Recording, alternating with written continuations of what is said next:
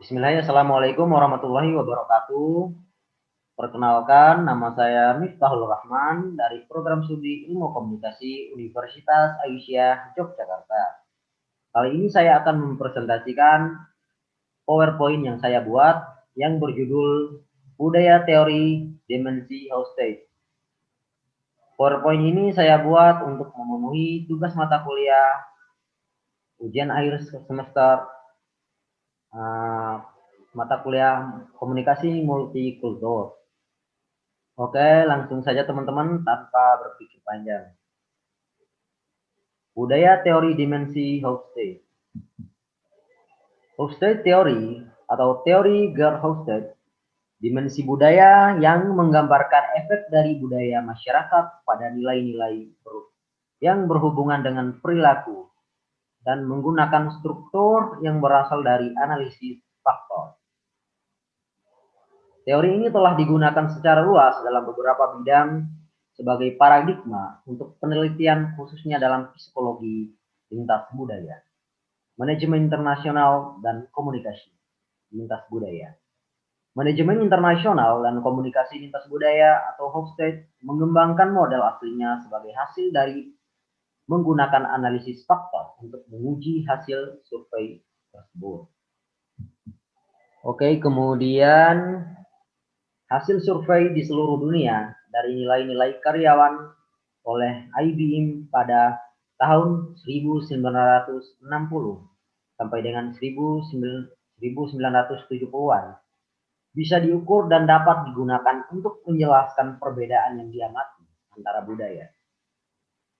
Asli teori yang dikemukakan 4 dimensi sepanjang nilai-nilai budaya dan dapat dianalisis.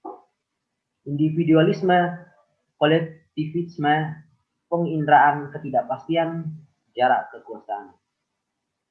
Hofstede sendiri menambahkan dimensi kelima orientasi jangka panjang untuk menutupi aspek nilai-nilai yang tidak nilai-nilai yang tidak dibahas dalam paradigma aslinya.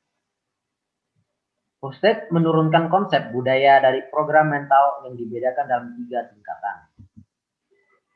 Pada tingkatan ini, program mental sebagian kecil melekat pada diri manusia dan lainnya, serta dapat dipelajari dari masyarakat, organisasi, ataupun kelompok. Dalam ilmu sosial sendiri, pada umumnya tidak dapat dilakukan pengukuran suatu konstruk secara langsung, sehingga paling tidak harus digunakan 2 pengukuran yang berbeda. Yang pertama adalah tingkatan budaya. Dengan mengacu pada tingkatan program mental tersebut, Hofstede menurunkan budaya dari tingkatan yang kedua atau kolektif, sehingga budaya adalah sesuatu yang dapat dipelajari bukan merupakan suatu gen, tetapi diturunkan dari lingkungan sosial, organisasi maupun kelompok lain. Budaya ini dibedakan antara sifat dan dari kepribadian individu. Sifat manusia misalnya, sifat cinta, sedih, sifat ini dipengaruhi oleh budaya. Kemudian dimensi budaya. Seperti yang dinyatakan oleh Hofstede, bahwa budaya adalah daerah program mental yang dipengaruhi cara berpikir dan perilaku manusia. Secara kolektif, program mental sekelompok orang dalam suatu negara disebut dengan kebudayaan nasional. Beberapa teori yang mendasari penemuan dimensi budaya Hofstede dalam 10 primary usage system. Berdasarkan analisis faktor, Hofstede pada tahun 1980-an secara empiris menemukan ada 4 dimensi program mental, yaitu yang pertama